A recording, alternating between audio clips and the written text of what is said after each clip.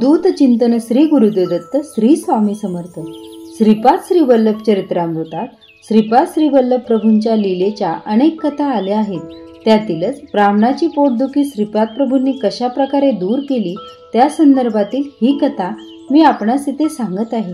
ही कथा ऐकल्याने आपल्याही व्याधी दूर होतील। एक वृद्ध ब्राह्मण पोटदुखीच्या त्रासाने अत्यंत त्रस्त झाला होता।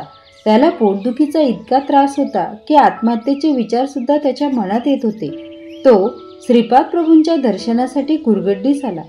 त्या ब्राह्मणाने श्रीपाद प्रभूंचे दर्शन घेतले आणि श्रीपाद प्रभूंना आपली पोटदुखीची व्याधी दूर करण्याची विनंती केली। श्रीपाद प्रभू अत्यंत दयाळू आहेत, त्यांना त्याची दया आली। श्रीपाद प्रभू त्या ब्राह्मणास म्हणाले, पूर्वजन्मात तू आपल्या कठोर शब्दाने अनेक लोकांना दुखविले आहेस, त्यामुळे तुला पोटदुखीचा त्रास होत आहे। हा वाकदोष दूर झाल्याशिवाय पोटदुखीच्या व्याधीपासून तुझी सुटका होणार नाही। कलियुगात वाकदोष दूर करण्याचा एकच मार्ग आहे, भगवंताचे नामस्मरण करणे।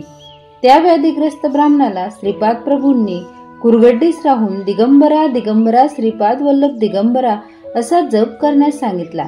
त्याप्रमाणे त्या ब्राह्मणाने 3 दिवस 3 रात्री अत्यंत श्रद्धाभावाने दिगंबरा दिगंबरा श्रीपाद वल्लभ दिगंबरा असा जप केला आणि ब्राह्मणाची पोटदुखी बरी झाली।